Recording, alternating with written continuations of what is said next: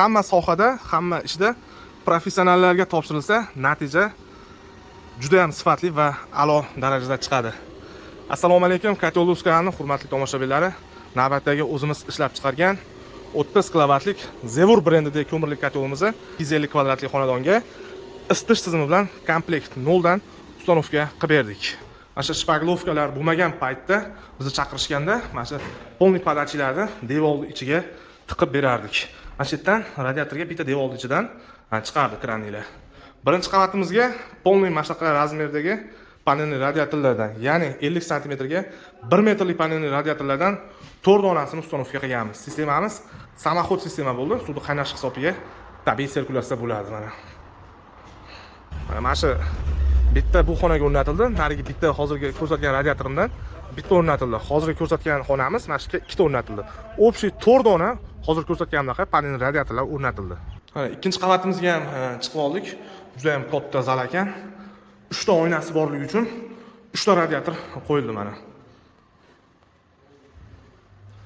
Xo'p, bitta sentralniy 40 lik podachi tomda ketgan. Tomda ketib, xo'p, 25 lik turbalarda birinchi radiatorimizga suvni quyib, и прямой pastdagi radiatorlarga, pastdagi xonalarga podachisi ketyapti mana. Obratkalar polniy bu tomonga mana chiqib ketyapti. Hozir ikkinchi qavatimizamiz.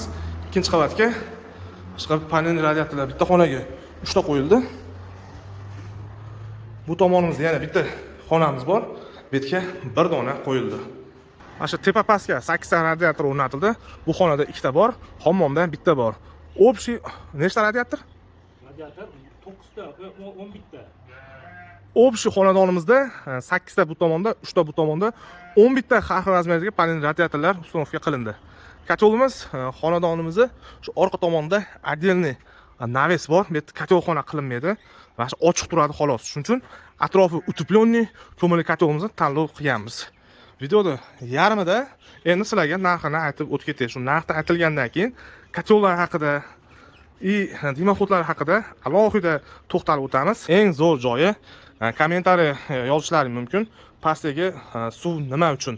Katiolning ichida polniy zapravka qilganimizda muzdek suv bo'ladi.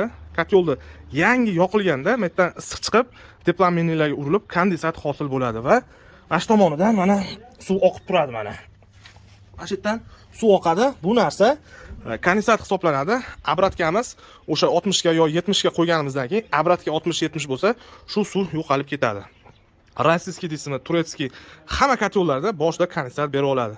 Shuning uchun bizdan katiol olganlaringda shu joydan suv chiqadigan bo'lsa, boshida 5 minut yoki kimdadir 20 minut katiol teshik ekan deb jalba qilmaysizlar. O'ylanmaysizlar.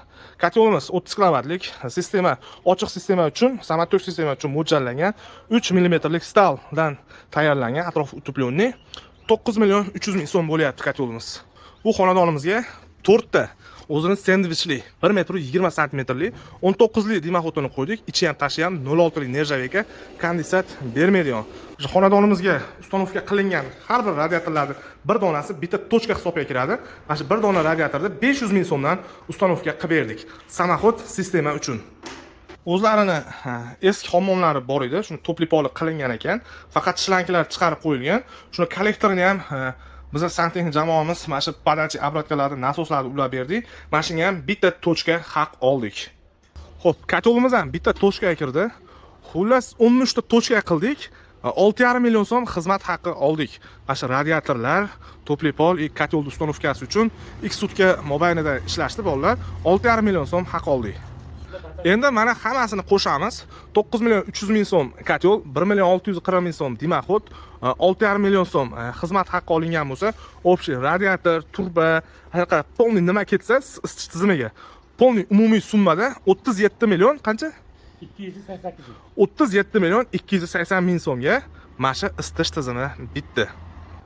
Endi katiolimizni quvvati 300 kvadrat metrda bemalol isitib beradi. Buni birinchi o'rinda ko'mir rasxodiga kelsak, 45 kg atrofida ko'mir oladi. Tepadan yonuvchi verniy galina katiolimiz. Bu 45 kg ko'mir 300 kvadratga ko'mirning sifatiga qaraydi, uyda tepa batareyasiga qaraydi, sistemaning ichida suv oz ko'pligiga qarab turib, eng minimalniy 18 soat yoqqan xonadonlarimiz ham bor, 24 soatga yetgan joylarimiz ham bor. Shuni ko'mir rasxodini bemalol chiqarib olasizlar. Bu 250-300 kvadratlik xonadonlarga o'rtacha 50 kilogramdan 65 kilogramgacha kotelimiz rasxod qiladi. Atrofi utepленный, 4 metr teplanmenligi bor, tepadan yonuvchi. Bunkerida ko'mir yoqasimi, o'tin yoqasimi maksimalniy issiq deydi, o'zini ichida olib qoladi. Tozalashga juda ham qulay. Ko'mir solinadi, teplanmenlik tozalanadi, tozalangan qurumlar pastdan olinadi. Водяной колосный kotelimiz pastdan cho'xta olinadi, ich shlaglarni olinadi. Kimga kerak bo'lsa aloqa chiqarasizlar. Kotelimiz o'ziga 80 litr suvni oladi. Dimoxodimiz 06 lik, ichi ham, tashi ham 06 lik sendvichli dimoxod. Mana shunaqa iloji bo'lsa komplekt mana shunaqa dimoxodlarni ham sotib olinglar. Kotellar ham bir rejimda ekonomikasiga juda ham ta'sir qiladi. O'zidan kondensat bermaydi, uncha to'lib qolavermaydi. 2 sezonda bir marta tozalanadigan dimoxod turiga kiradi. Agar oddiy turba qo'yib qo'ysalaring yoki asbest qo'yib qo'ysalaring ham terlaydi. Kotel ichidan chiqayotgan kullar shunga ilashadi. Shuning uchun tez to'lib qoladi. Bularda kul-pul hech narsa naman bo'lmaydi, ushlamaydi ham. Xo'p, videolarda kamchiliklar va xatolar bo'lsa uzr so'raymiz. Kimga kerak bo'lsa, mana shunaqa ko'rinishda tepadan yonuvchi kotelimiz bor, pastdan yonuvchi kotelimiz bor. O'zimiz ishlab chiqargan shunaqa 5 xil 6 xili bor. Biz ishlab chiqarishimiz Farg'ona viloyatida, Farg'ona viloyati Qo'shtepa tumanida tashrif buyursalaring, shunaqa o'zimiz ishlab chiqargan 4 xil 5 xili bor. Bundan tashqari rossiyskiy, turetskiy har xil kotel showroomimizda ko'mirli kotellar bor.